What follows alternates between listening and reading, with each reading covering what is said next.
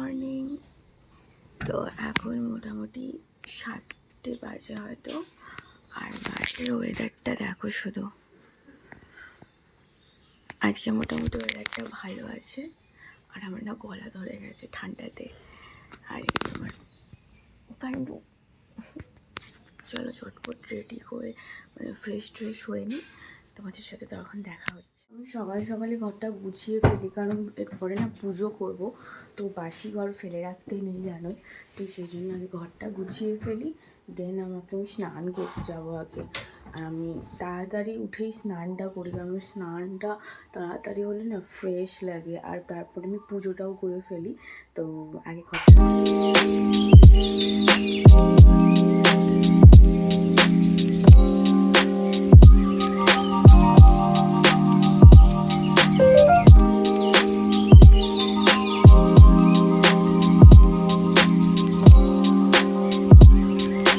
Complete. আর তোমাদেরকে দেখাচ্ছি, দাঁড়াও।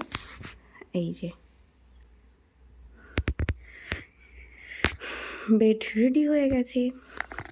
এবার আমি ঘরটা ঝাঁট দিয়ে তারপরে স্নান করতে যাব। তার আগে না এই মিররটা আমার যে আছে, তুমি কি যতই পরিষ্কার করো না কেন, কোথা থেকে যে মানে ধুলোর মতন হয়ে যায় আমি বুঝতে পারি না। তো একটা এরকম সুতির কাপড় আমি রেখেছিলাম এটা মুছার জন্য, এটা একটু ক্লিন করে দিই। এক সেকেন্ড, এটা ক্লিন করে দিই আগে।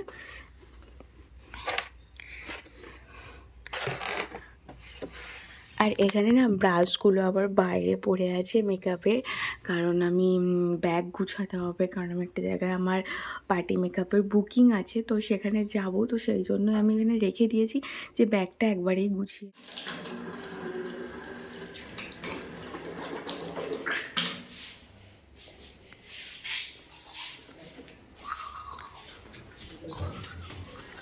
স্নান করবো, তার আগে ব্রাশটা করে নিই, দেন তারপরে স্নানটা করবো।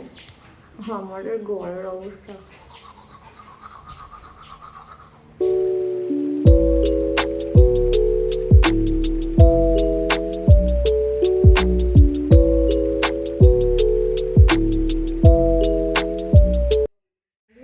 অবস্থাটাও জানোই, নিচে কাজ হচ্ছে, যার জন্য উপরটার অবস্থা ভীষণ খারাপ, তো সেভাবে দেখাতে পারিনি।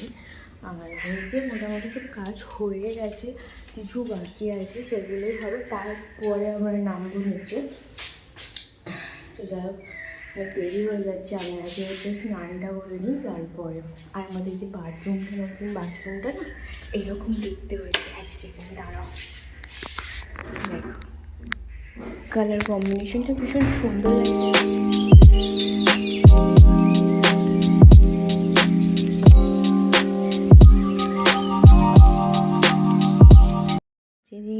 এই ফুলগুলো দিয়েই পুজো করব। আর মোটামুটি জোগাড়টা কমপ্লিট হয়ে গেছে। আর এখানে আমি হচ্ছে সমস্ত কিছু ইয়ে করে নিয়েছি, শুধু মুখটা মুছানো বাকি আছে। মুখটা একটু মুছিয়ে দিই।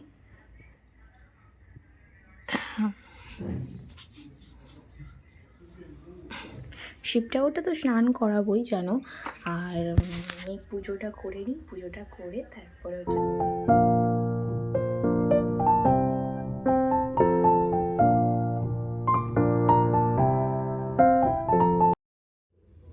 পুজো এই কমপ্লিট হলো। আর তোমাদেরকে দেখাচ্ছি গপুদেরকে কতটা সুন্দর লাগছে। তার আগে ঘরগুলোতেও ধূপ দেবো আর দোকান ঘরেও দেবো। সেকেন্ড দাঁড়াও, এই দেখো। তো আমার মুখটা দেখে বুঝতেই পারছো অনেকটা মুখটা ক্লিন হয়ে গিয়েছিল, ট্যান পড়ে গিয়েছিল। আর যে প্রোডাক্টটা আমাকে হেল্প করেছে সেটা হচ্ছে এই প্রোডাক্টটা। অনেক দিন পর ইউজ করেছি এটা, আমি তোমাদেরকে একটু সামনে থেকে দেখিয়ে দিই। আর এটা হচ্ছে এটা লোটাসের হচ্ছে যে স্ক্রাব, যেটা অল স্কিন টাইপের জন্য সুটেবল। তোমরা এটা ইউজ করতে পারো আর এরকম রেজাল্ট পেয়ে যেতে পারো। দাঁড়াও তোমাদেরকে সামনে থেকে একবার দেখাই। আমার না এই জায়গাগুলো ভীষণ ট্যান পড়ে গিয়েছিলো, এই যে এই জায়গাগুলোতে অনেকটাই দেখো ক্লিয়ার হয়ে গেছে না। চুমু প্রোডাক্ট।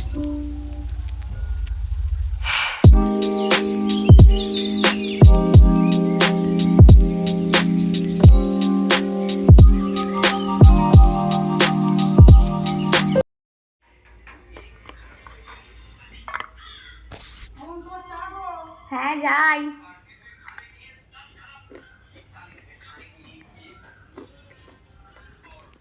আর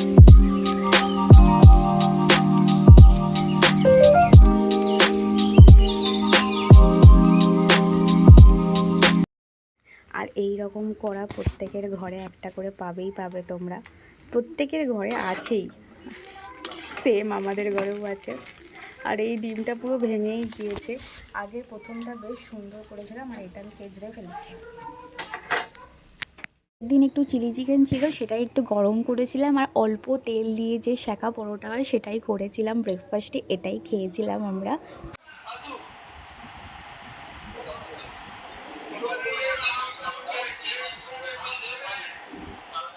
আজকে তো সবার ঘরে টিভি চলছে, সেম আমাদের ঘরেও চলছে।